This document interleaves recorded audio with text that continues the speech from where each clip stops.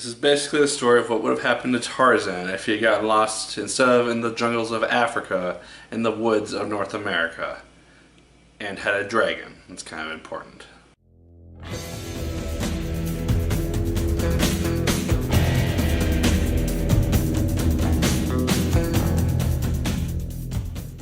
Hello once again, watchers of good movies. My name is Nick Pell and this is once again coming from my apartment. Now today we are going to be talking about the film Pete's Dragon. Now this is the last Disney film to come out over the course of the summer, and it is based on a story which I never actually saw the original of, to my memory at least.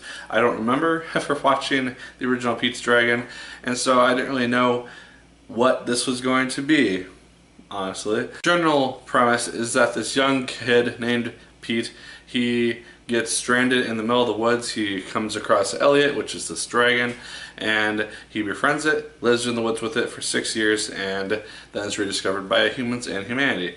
And then you can kind of guess how things go on from there. Oaks Fegley, he plays Pete in the movie. He does actually a pretty good job, I thought, in the film. He doesn't do a lot per se, but I thought that his acting with the CGI dragon looked pretty authentic for the most part. The dragon itself looks very, very good almost 100% of the time. It actually looks realistic to the point where it could maybe exist in our world, so it's not like a complete cartoon put into a real world situation. But there are some kind of bad green screen CGI moments which I caught throughout the film, which, I mean, it's Disney, this isn't really supposed to be where they struggle for the most part. So I was a little bit disappointed when I saw that stuff. The dragon is pretty cool though, because it can turn invisible. It can kind of use camouflage to blend it into its surroundings. That's how it hasn't been discovered for so long. It can breathe fire when it needs to. It can fly. It can do all the dragon things, and then some. So it's a pretty cool dragon that we get to see on screen. I also really liked Pete and the dragon's, Elliot's, relationship. I thought that their relationship and their chemistry was the best part of the film, and we really only get to see it in the first part of the movie because that's where they're together and that's where they're hanging out. I really would have liked to honestly see the 6-year period where Pete is growing up with Elliot, see what adventures they go on, and just see him grow up with this dragon in the middle of the woods and see what things happen. I think that would have been honestly a much more interesting movie, and would have kind of deviated from the standard kind of kid-focused film that we ended up getting, because the plot of this film is so predictable. The characters are very one-dimensional. You know who everybody is and who's going to be the bad guy and everything like that, and how this whole thing is going to turn out from the very beginning, honestly. And it's kind of frustrating to that degree, and I honestly kind of got bored as a result. I thought the music added a lot to the scenes that it was included in. I thought that it kind of just brought out cool things and added a lot to just really enjoyable scenes and everything music is supposed to do.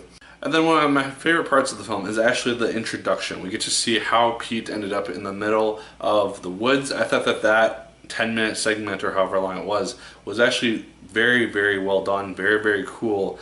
And again, I wish that would have been the beginning of showing us what he is going through for these 6 years where he meets Elliot, the dragon, and just has to grow up with this person and deal with the loss of his parents and deal with having to choose to stay away from society and not go back to a way of life that he is familiar with. It just would have been really more interesting, I think, for me as a watcher and as the audience than the story that we got, which was like, oh hey, he's been lost in the woods for 6 years. I wonder how he's going to behave with society. I wonder what society's going to do when they realize that there's a fucking dragon in the woods. What the hell do you think is going to happen? But guys, overall, Pete's Dragon, I actually ended up having, for the most part, a fun time with it. I thought it was fine. It is very much a kid's film. It's not Zootopia or any of the other really well done animated Disney films that they've released this year. It is much more kid focused, much more kid friendly, and it doesn't really have any of those kind of more adult resonant messages that I really enjoy seeing from kids films these days. It's much more kid focused, and so as a result, thought it did its job. It's fine. Kids are probably going to enjoy it, but for me, I've seen it all before.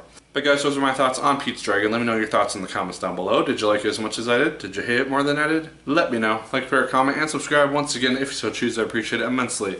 And as always, my people, my name is Nick Pell. And once again, keep on watching.